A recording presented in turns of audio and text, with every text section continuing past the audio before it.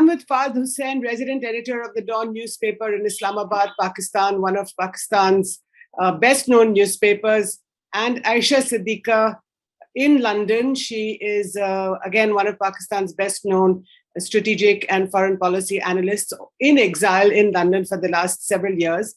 And today we are talking about the political crisis that has convulsed Pakistan. Never a dull day in Pakistan, I should say. But this time around, the opposition parties have come together, the Pakistan People's Party, the PMLN, which is Nawaz Sharif's party, as well as the Jamaat-e-Islami and other parties have come together and have proposed a vote of no confidence against Imran Khan's government.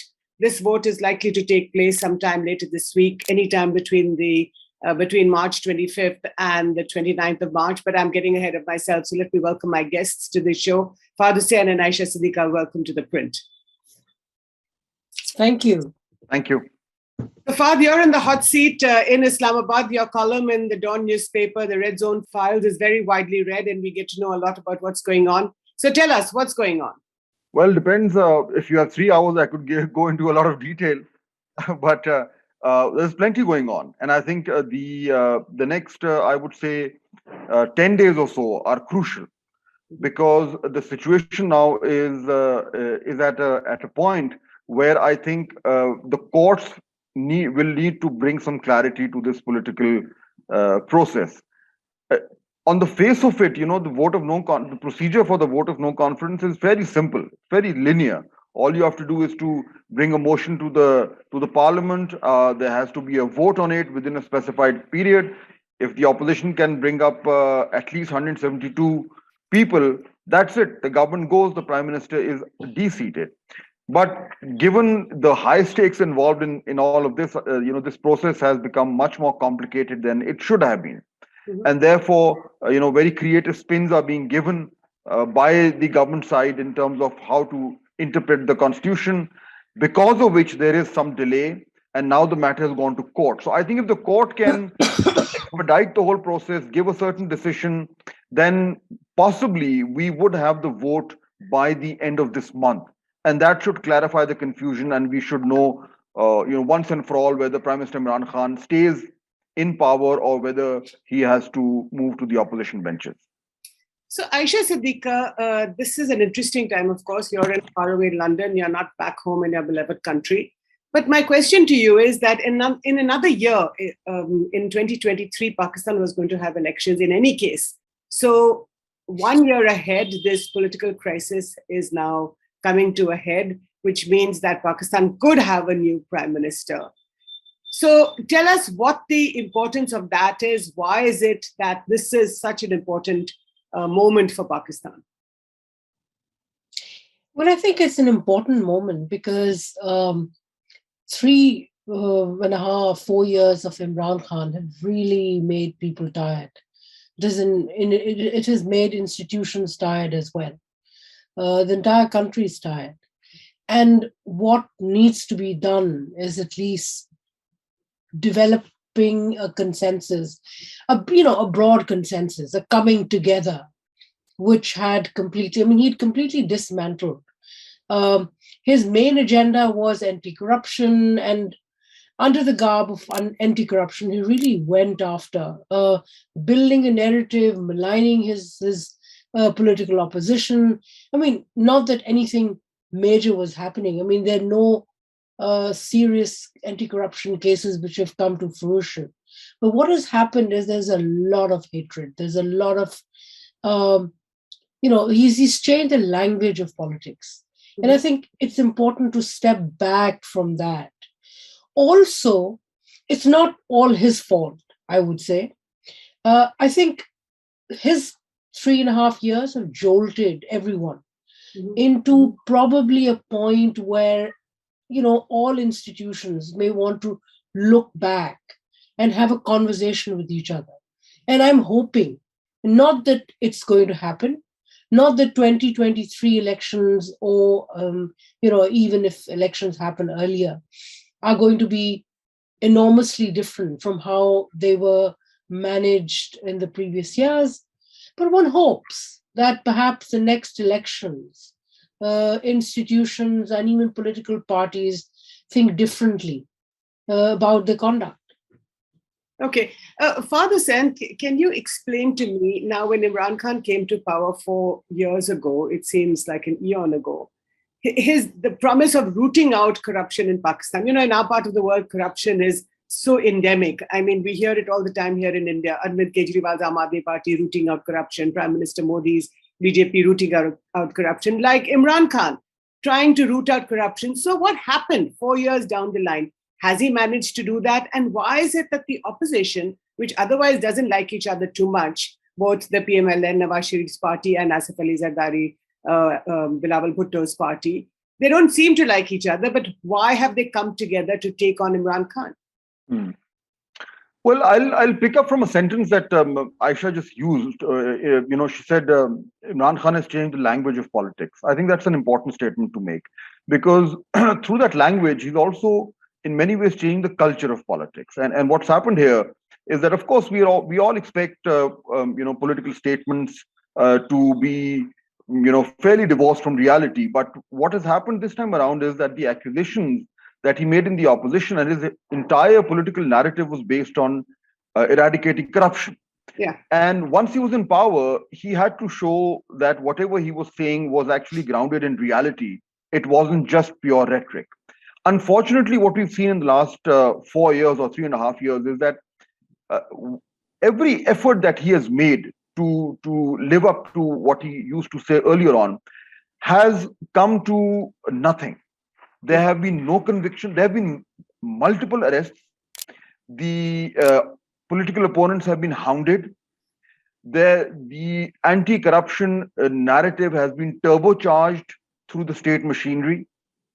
Organizations like the National Accountability Bureau have been pushed into becoming hyperactive, as a result of which multiple opposition leaders have been arrested on charges which were not proved, thrown behind bars, and ultimately bailed out by the courts. At the end of it, do we have any specific convictions? No, we don't. Are there any specific cases where corruption, as alleged by Mr. Imran Khan and his party, has been proven? No, it hasn't. Is the accountability process stronger than it was before he came to power? Unfortunately, no. So as a result of which, the real damage that has happened is a lowering of trust in the entire process of accountability, and a reinforcement that accountability is a tool that every leader uses to hound his or her opponents. Mr. Imran Khan was supposed to be an exception. Unfortunately, that has not turned out to be the case. So, Ayesha, does that make him Pakistan's most unpopular prime minister in recent decades? It depends on who's the audience, who's being asked the question. Okay. Perhaps if you ask me or Fahad or somebody else who are looking seriously at politics, would say, perhaps yes. And the problem is that Pakistan's prime ministers have behaved in a certain way, it's not that behaviors have not been flawed even before. The issue is, again, going back to what Fahad explained as well, that he has completely muddied the political waters, abuse so much, bad language, poor language in politics that not happened before. But coming back, I would say that, when he goes, when Pakistan goes for next elections, probably he's not going to win the same majority which he did before, or the same kind of votes which he had before. He never had a majority, but you would notice that there is still a generation, there are still people who support him. What he has done successfully, I must say, that he has built this narrative that he's above board, he's not corrupt, while other leaders are, and that it's him who's not being allowed to function. So he's very successfully and intelligently built this narrative, which will haunt other parties, but which will also haunt the military. So he will survive politically as a politician does not necessarily mean that he's going to return to power. But, it's like, look at the same equation you have in America, Trump versus Biden. Biden coming back to power on the shoulders of Trump's very negative odd behavior hasn't pushed Trump out of politics. Yeah, these cases may be different, yet, one is always reminded of how aggressive and abusive Trump made American politics. He is our Trump, Pakistan's Trump in that respect. But I think that we cannot happily say that because he's done X, Y, Z, there will be in future, no support for him. Okay. I think as long as he's managing, he's pushing right now, to make sure that somehow he manages to manipulate the schism or the cleavages within the establishment to his favor. Right. And if he can't do that, then survive politically, at least his political narrative to survive. That's what he's aiming at. So that's a fascinating subject that you've talked about, Ayesha, this transformation of Imran Khan as a politician. Fahd, Ayesha has referred a couple of times to the military or to the military establishment. Now, would you say that the military establishment, which is so powerful in Pakistan, that it has removed its blessings from Imran Khan, and that's why this crisis in Pakistan today, this instability in the country? Well, the situation where it stands today is clearly a byproduct of exactly what you mentioned. The fact is that, this Pakistan's worst kept secret that he had the full backing of the establishment for all these years, the last couple of years. And that was one of the key reasons why he was able to successfully come into power and become the prime minister of the country.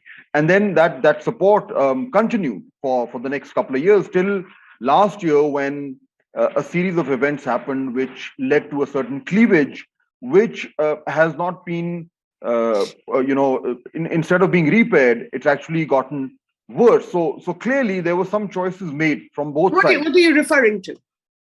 I'm specifically referring to the controversy over the appointment of the DG ISI, which happened about 6, 7, 8 months ago. It was a controversy which became public, which forced a new political discourse and brought this disagreement out into the open. Now, of course, there were many opportunities for the government to walk back or to try and somehow, if it was indeed a misunderstanding, to try and repair that. But I think what happened instead was a hardening of positions, perhaps driven by, imagined power differentials, perhaps driven by ego.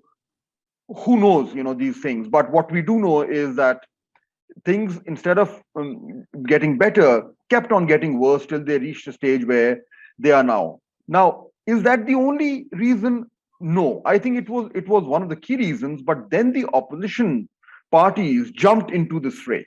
I think they saw an opening. They saw his Achilles heel, and they leveraged that to their advantage.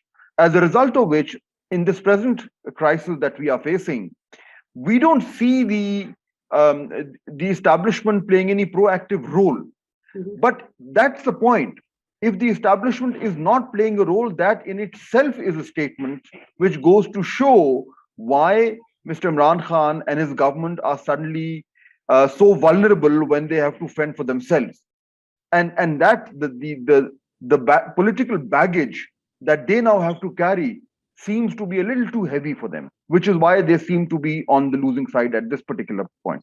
So you're referring, Fahd, to the controversy when the former DG ISI Faiz Hamid was moved out, or he was asked to take over as co-commander of the Peshawar Corps.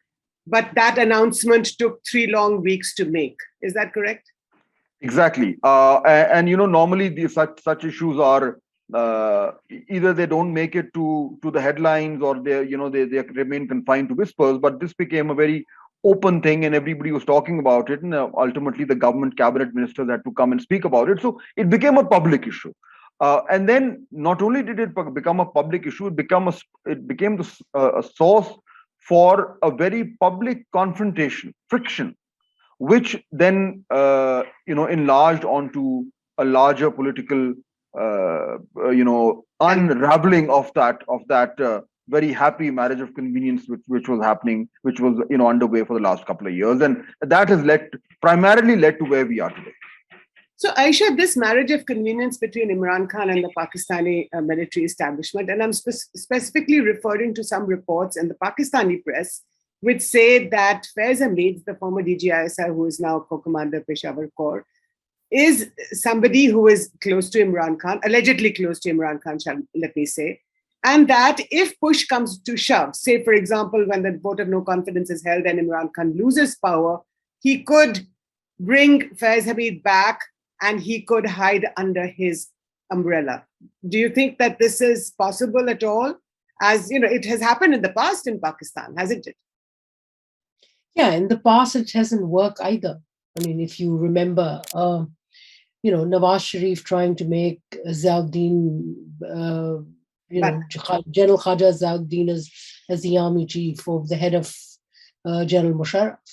In the army, I think it's important for political leadership to begin to understand the military. And my gripe with all political leaders is that the time that they spend on thinking of means to kind of either link up with one group in the military to the other. I mean, if they would spend an equal amount of time trying to understand the institution and its ethos, it will help save a lot of time for the nation. And I think yet again, with Imran Khan, we were at a moment when the Prime Minister did not really understand the ethos of the institution. And he thinks that by having support of the former DG ISI, now former DG ISI, he can actually, or making him the army chief, sudden announcement, he can have the power shift on his side.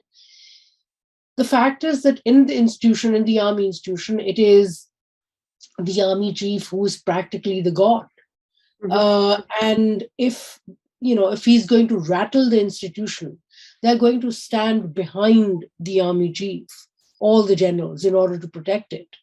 And what needs to be done really now is for, both for Imran Khan and the opposition, is to start thinking in terms of how to save the only institution they have, which is the parliament. In the process, I mean, what we're seeing, which is extremely unfortunate, that the politicians, I mean, he's a politician, right?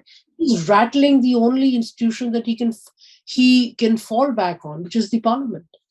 But Fahd, if we're talking about Imran Khan's transformation into a full-fledged politician, then his attempt at trying to divide the military establishment and get at least one faction on his side, I mean, is he smart enough to do that, or is he stupid enough to do that, or try and do that? I think he is making the same mistake, which, as Ayesha very rightly said, that his predecessors have made and have learned the consequences of making that mistake. It is an institution that is far bigger than the individuals that run it. Yes, the army chief is, of course, the head and shoulders above all the others, and his word is essentially law. But it is an institution at the end of the day, and that institution has its own culture, own tradition, own ethos, and it runs according to a certain way, which is not driven by the egos or ambitions of individuals. Of course, we've seen those egos taking the institution to a different direction, but ultimately there is a self-correction mechanism which brings it back. So to think of factions, or I think that's something which has never happened, and I don't think it's going to happen. Mr. Imran Khan has, I think, read the whole thing wrong. General A, General Y, or General Z really at this particular point doesn't matter. What matters is what the institution is thinking. And I think at this particular point, if the institution is stepping back, which seems to be the case, then I think it is a huge challenge for the politicians to, for once, fix their own problems without having to seek the support of the institution, which of course has played a role in the past, still does, but most people don't want it to play the role. So if it's not playing the role, then instead of dragging it back into the political fray, it's much better for them to try and resolve their issues on their own. But why is the institution stepping back, Ayesha? I don't think it's stepping back at all. I mean, there are a bit of a disagreement with Fahd. I don't think that, and in fact, all the political leadership, and including Imran Khan, is a product of the very institution. Right. I mean, it's so sad that we've had 3 eras of, major political leadership, from Zulfikar Ali Bhutto to Nawaz Sharif to Imran Khan. And all these 3 eras, you have, the hand of the GHQ in that architecture. And the politicians are at fault is that they do not put in the time of the day in thinking of developing their own institutional mechanism. Okay. They depend on being, and they continue to be played and manipulated by this power called the GHQ or the military establishment. Okay. So their party. But it's also incorrect to say that, that this kind of behavior is not encouraged by the military itself. I mean, we today, when we look back at hindsight, we are very unhappy with the political culture which Imran Khan brought. But I'm sorry, he was encouraged to. I mean, he was exactly picked up as a man and developed into an icon who was above board, who was better than others, who was made to look better than others. And it was hope that because of him, people will start paying taxes, people will start doing things. Right.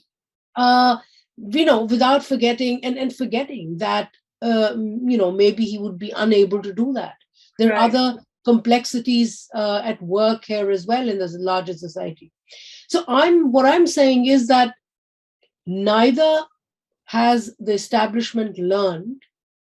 They may negotiate with the opposition for the next elections, but that doesn't make the institution neutral, or they still have that inclination to intervene in politics.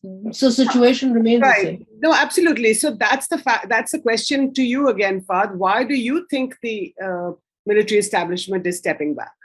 Well, I mean, this is the joys of the English language. We can try and describe it how we want, but I think stepping back, at least when I use the word stepping back, I mean they're stepping back from the overt support of the PTI government.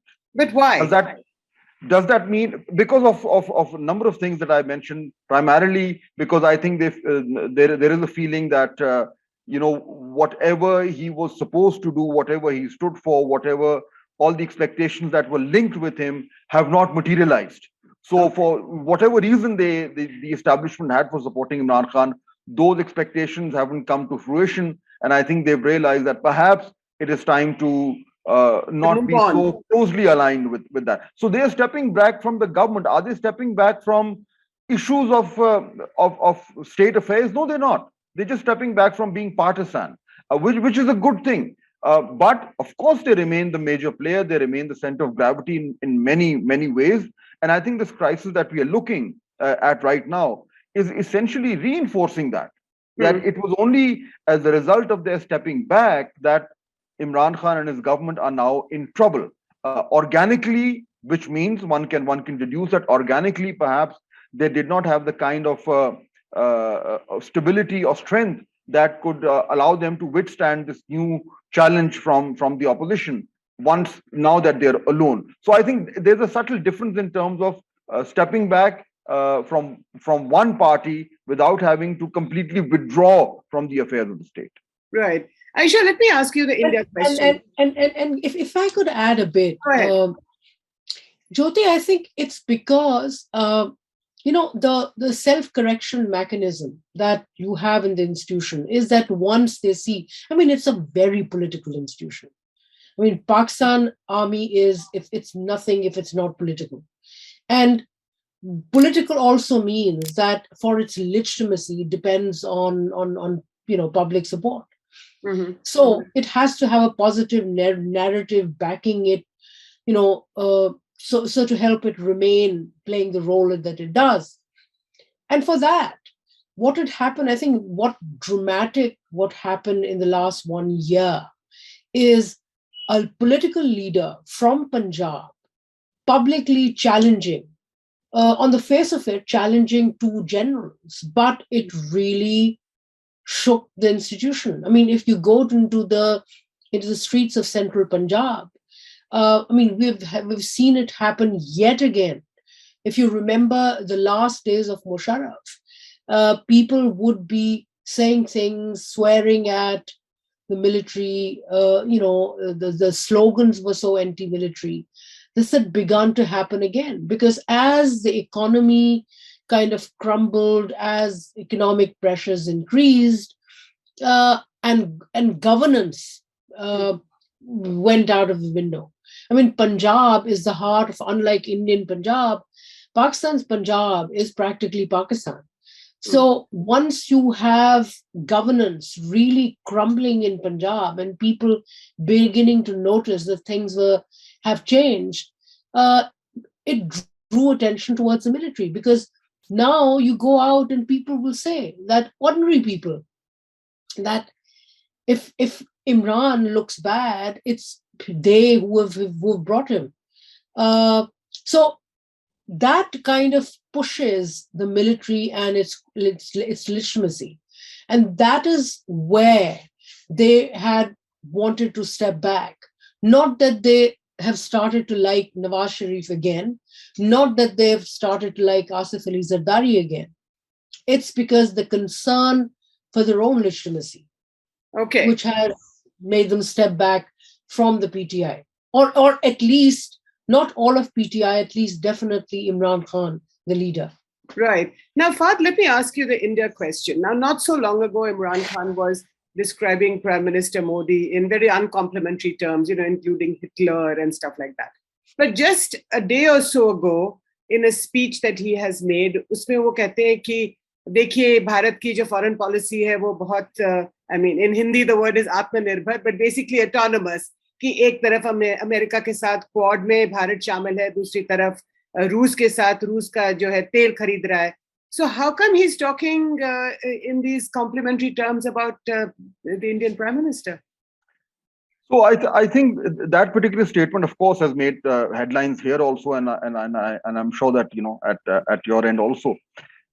What is happening is that ever since this crisis began and he feels under pressure, his domestic political narrative is now shaping many of the things that fall outside the domain of domestic politics. So, for example, what I would say is that this particular statement that you refer to, I don't think it is a major fundamental shift in his foreign policy direction, or whether it has any deeper long-term meaning for bilateral relations between India and Pakistan. I think what it is essentially him fueling the new narrative that he is building in case he is driven out of power. And that narrative essentially boils down to a couple of things. One, that he wants to follow an independent foreign policy and is being punished for it, whatever that means. B, that he wanted to do a lot of things, including anti-corruption, and the mafias have boxed him in and are wanting him to be thrown out. And number three, pressures from the West, a so-called Western conspiracy, is feeding into what could lead to his ouster. Now, regardless of the fact whether all of these are based on any facts, these make for a convenient narrative when you're hitting the political campaign. I think his rant against the EU and the US as part of his domestic political narrative is something similar to what he said on India. I think it was less to do with what India is doing and more to say that, see, I also want an independent foreign policy. And then he gave an example of India. So I think this has to be seen in the larger domestic context as opposed to any new thinking on India. So the question to both of you is that, do you think that there is a back channel on right now? We saw last year, I mean, a whole year ago, when the line of control fell quiet between the two Kashmirs. And that was a result of a back channel conversation between your then DG ISI and India's National Security Advisor. So the quick question to you, Fahd, do you think a back channel is still on and that there could be perhaps some sort of breakthrough? Very hard to say, Jyoti. Do I have any information? No. Last time when the back channel was happening, I did have some information and I also wrote about it. This time, we haven't heard anything. We've heard one of our most prominent businessmen say at a particular event, Mia Mansha, that there's something going on. But beyond that, there's been no confirmation or for that matter, any denial. So even if it is going on, it's not, at least not in the knowledge of people like myself. Okay. Ayesha, you're in London, where Nawaz Sharif, the former Prime Minister, also lives. Now, do you think that Nawaz Sharif is waiting the wings, that if Imran Khan's government falls, he will come back to Pakistan and take charge once again? My sense is that he is getting ready to return to Pakistan. I hope he does. So all of us, he can be the source, of that conversation, which helps the rest of us return to Pakistan.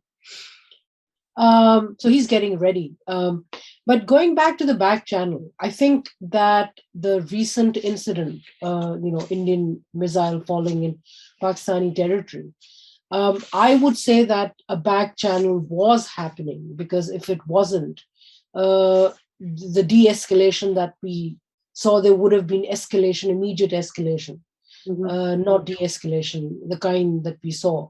So there is conversation going on. And I just hope that conversation is formalized so that we have serious talks on nuclear risk reduction. Aapke muh mein ghee shakar, Ayesha, we all believe that there should be a back channel or a front channel, or perhaps in between. But Fahd, the question to you is, the one that I asked Ayesha, do you think Nawaz Sharif is waiting in the wings to come back? Do you think he will be the next Prime Minister of Pakistan in a month or so from now? Well, I mean, I am sure that he will be returning at some point, but I can say with a fair amount of confidence that he's not going to be the Prime Minister in the next month or so, primarily because he remains disqualified. He cannot run for office till his cases are either overturned or what something happens to them. So as long as that disqualification applies to him, there is no way that he can come back into office. Most likely, if there is a change of government, if Mr. Imran Khan is indeed pushed out of power and the opposition comes into government, the new government would be led by the PMLN, and most likely the strongest aspirant for the prime ministership is Mr. Nawaz Sharif's younger brother, Mr. Shahbaz Sharif. So that much we know. What we don't know is when the next general elections are going to be held. Will they happen on time, which is still more than a year and a half from now, or would they happen earlier on, as the PMLN now actually wants? I think that will determine when Mr. Nawaz Sharif is coming back.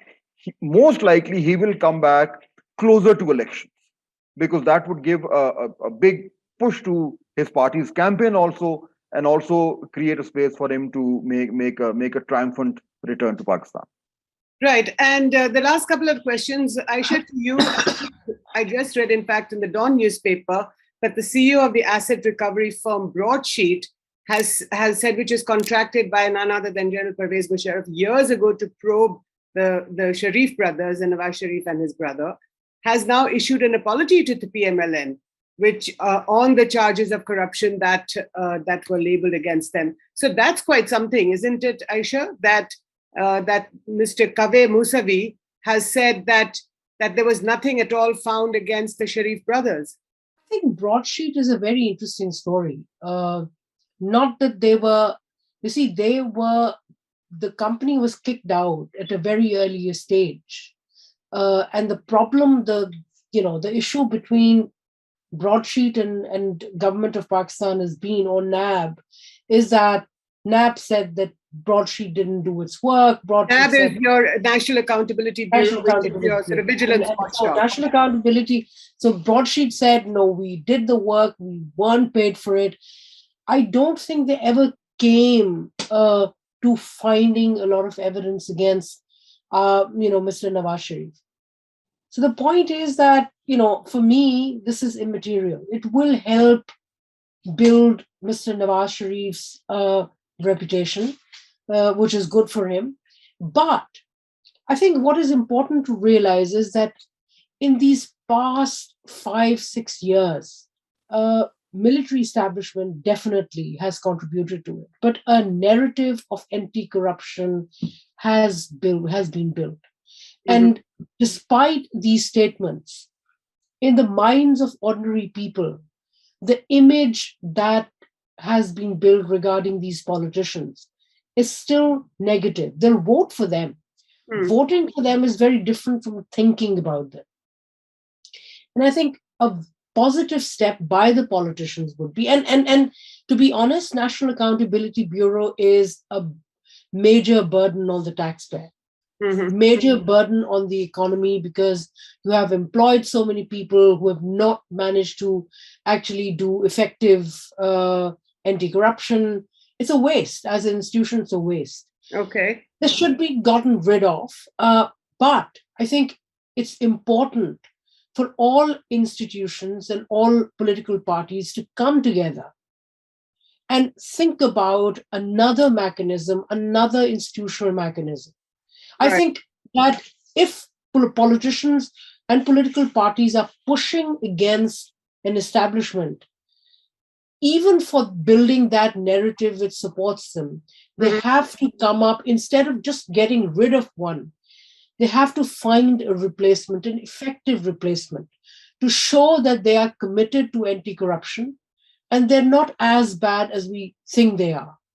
So more than Musik, Kave Musavi, I think what needs to be done is much more institutional by political parties of Pakistan. Right. So, Fahd, the last question to you now, between 10, 15, 20 PTI, what we call members of parliament, you call MNA or members of the National Assembly, have or are revolting against Imran Khan and his party. Some of them are allegedly holed up in Sindh House, which is a building in Islamabad. Now, I was quite fascinated to see that one of these PTI members of parliamentarians, by the name of Amir Liaquat Hussain, and in fact, just a year or so ago on his Twitter handle, he has this Bollywood, this Hindi film song, which is sort of talking about Mera Captain, referring to Imran Khan, but is now openly challenging him. So obviously, many of these people have switched sides completely. And why do you think that has happened? Yes, you're right. I mean, Mr. Amir Liaquat Khan is one of a number of people who actually come forward, who are on media, who are talking about openly against the government and citing a number of different reasons. So, depends who you speak to. There are personal grievances, there are political differences, there are also complaints of, of not being treated well, etc., etc. But of course, there is an underlying reason which may not be acknowledged publicly. Some actually do that also, which is that they feel that if they continue to stay with with PTI, their electoral future looks a bit dim. They will not, because they feel that the PTI ticket is an unpopular one, especially in Punjab, and it would be very difficult for them to win re-election on that ticket. PMLN, of course, is the most popular party, and a lot of them are enticed by a PMLN ticket because that would pretty much guarantee a success. So I think all of that is happening, and I think most of them have now so far made up their mind. They're not hiding their views, which is why I think if a vote of no confidence actually does take place as scheduled within a week or so, roughly, the PTI government is going to find itself in a lot of trouble. And you feel that there could be some violence in the streets of Islamabad because rallies have been called both by the opposition as well as the ruling party? Well, there was a genuine fear of that happening till yesterday, but now the Supreme Court has said very clearly that you cannot hold rallies in the red zone, which is right next to where the parliament is. So I think if these rallies are held in different locations away from where the parliament is, then possibly I think that fear may be diluted now. Well, thank you both so much for your time. Fahd Husain, resident editor of Dawn News in Islamabad. We shall be reading and watching your stories very closely. Ayesha Siddiqa, strategic analyst, as well as the author of a very well-known book on Pakistan's military Inc. And all of you viewers, please don't forget to notice the Top Gun poster behind her chair in her home in London. So thank you both in London, Ayesha and Fahd in Islamabad. Thank you for joining me on The Print today.